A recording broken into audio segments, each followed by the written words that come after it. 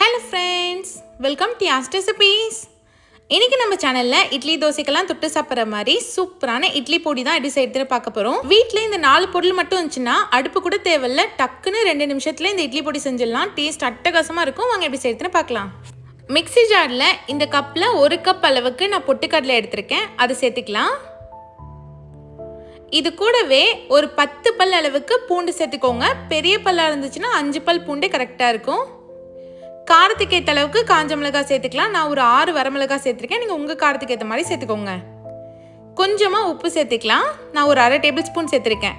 இப்போ நல்லா நைஸாக அரைச்சி எடுத்துக்கோங்க. இப்போ ஓப்பன் பண்ணிங்கனாலே நல்லா கம்மன்னு சூப்பரான இட்லி பொடி ரெடி ஆகிடுச்சு. இது செய்கிறதுக்கு நமக்கு வெறும் 2 நிமிஷம் தான் ஆச்சு. டக்குன்னு செஞ்சுட்டோம். அடுப்புலாம் கூட தேவைப்படல. இந்த இட்லி பொடி கூட நீங்கள் ஒரு டேபிள் ஸ்பூன் நெய் இல்லைனா நல்லெண்ணெய் ஊற்றி கலந்து சாப்பிட்டீங்கன்னா டேஸ்ட் அல்டிமேட்டாக இருக்கும்.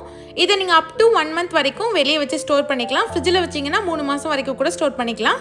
கண்டிப்பாக இந்த ரெசிபியை நீங்களும் உங்கள் வீட்டில் ட்ரை பண்ணி பாருங்கள். ட்ரை பண்ணிட்டு எப்படி இருந்துச்சுன்னு கமெண்ட் பண்ணுங்கள். இந்த வீடியோ பிடிச்சிருந்தா யாஸ் ரெசிபீஸ் சேனலை சப்ஸ்கிரைப் பண்ணிவிடுங்க. தேங்க்ஸ் ஃபார் வாட்சிங்.